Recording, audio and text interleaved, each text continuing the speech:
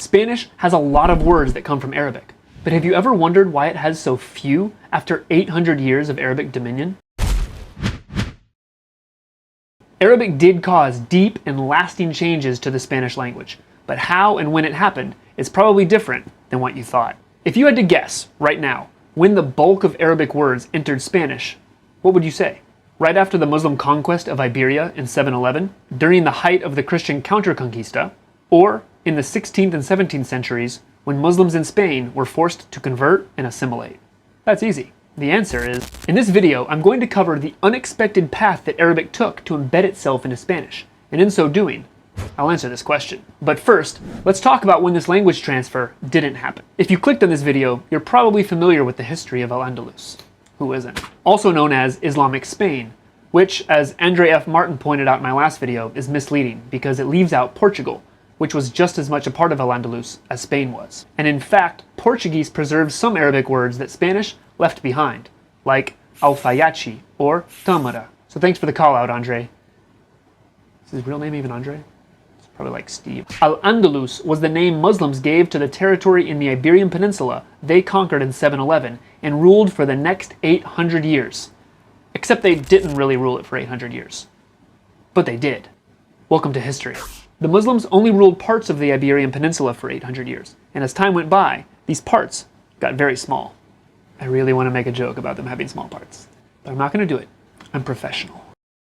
In 711, when the Muslim invading force crossed the Strait of Gibraltar, another name that comes from Arabic, Jabal Tariq, the natives of Iberia spoke Romance, an informal Latin vernacular that evolved on the peninsula. But with the arrival of the Muslim army, Romance went from being the day-to-day language of the ruling majority to being the language of the ruled. And as we've seen throughout history where indigenous languages get supplanted by the language of the colonial power, Romance would suffer the same. Romance was unwritten and considered by its speakers to be a corrupted version of Latin, while Arabic was highly standardized and sacred to Muslims, and it was also the official language of the new administration. This position of prestige and power meant that Arabic was readily adopted by subjugated Romance Christian speakers in the 8th, 9th, and 10th centuries, and Romance became so Arabized it even adopted the Arabic alphabet. At first, Romance speakers learned Arabic and became bilingual. But eventually, under the pressures of assimilation for social acceptance and economic advancement, Romance speakers slowly stopped speaking Romance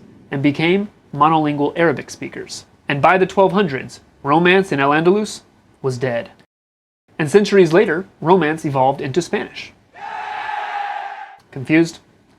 That's because history is confusing. Romance did die by the 13th century in Al-Andalus, but that was Andalusi Romance, also known as Mozarabic. Had Spanish evolved from Andalusi Romance, it would have a lot more Arabic than it does, and it might still even be written using the Arabic script. But Spanish evolved from a different Romance. Different Romance? Alright, you already knew there were different romances in medieval Iberia. When the Muslims invaded Iberia in the 8th century, there were multiple Romance variants that all came from Latin, but were developing into distinct dialects, namely Catalan, Aragonese, Castilian, Leonese, and Galician Portuguese. These dialects roughly belonged to different kingdoms that grew, shrank, and combined when they would war against each other or marry each other.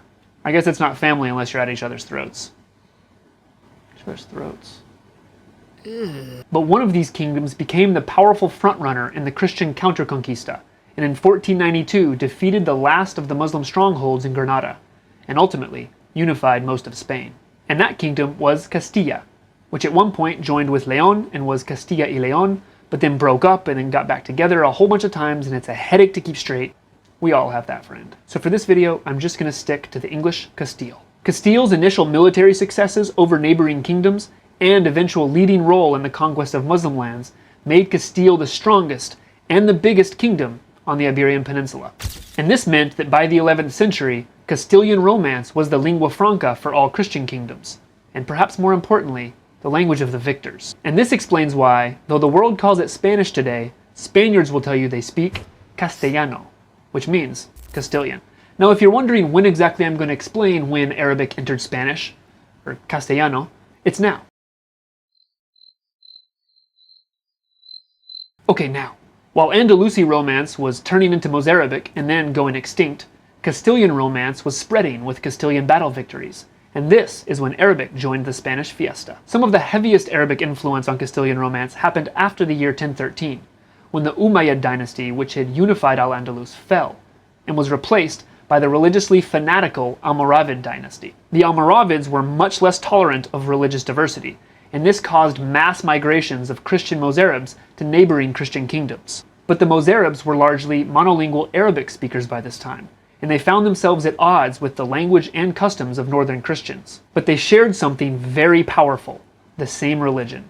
And over time, Mozarabs assimilated into Castilian society, and brought with them Arabic words like ojalá, or phrases directly translated from Arabic, like si Dios quiere, and a lot more.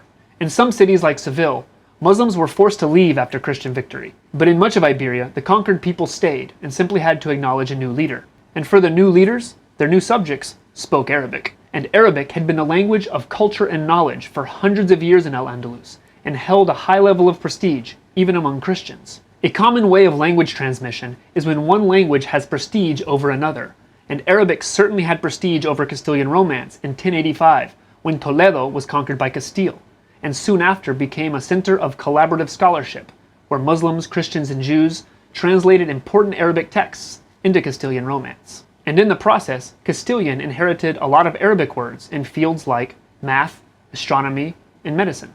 Al-Andalus under Muslim rule was renowned for its magnificent architecture, which wealthy Christians sought to emulate when they moved south with the conquest and built their new royal homes, and called them Alcázares, from Alcázar, meaning palace. As more and more land in Al-Andalus came under Christian authority in the 11th and 12th centuries, trade increased with the rest of the peninsula, and the north began importing more goods from the south that came with their original Arabic names, like alfombra, camisa, or azote. Ooh, I'd import that from the south. I'd even import that from the north. Keep in mind that language change is often a slow process, and when you add in murky and protracted historical complexities, you end up having to make some assumptions and simplifications, or you'll end up with a 5-hour video. 5 hours? Just wanted to learn how to boil an egg. Let's skip along into the 13th through the 17th centuries and talk about the Mudejars, or Mudejares in Español, Castellano. This was the name given, probably as an insult, to the Muslims who stayed in Christian territory after the counterconquista. Many of the Mudejars were highly skilled in crafts of great value to the new Christian rulers, like carpentry, masonry, bookbinding, and leatherworking.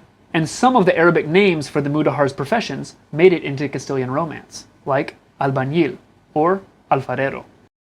So have you figured out the answer to the question in the intro, when the bulk of Arabic words made it into Spanish? The answer is B, and maybe A, and also probably C.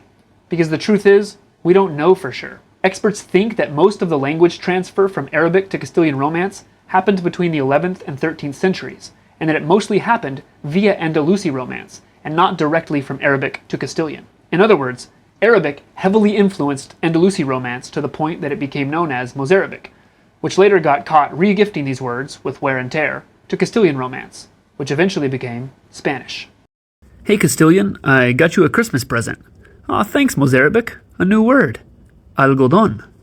Hey, isn't that the alqutun I gave you last Ramadan? What did you do to it? No, I got this at a brand new word store. So now you know how and when Arabic entered Spanish. But what about the Arabic words that are still the most commonly used in Spanish today? I made a video to show you just that.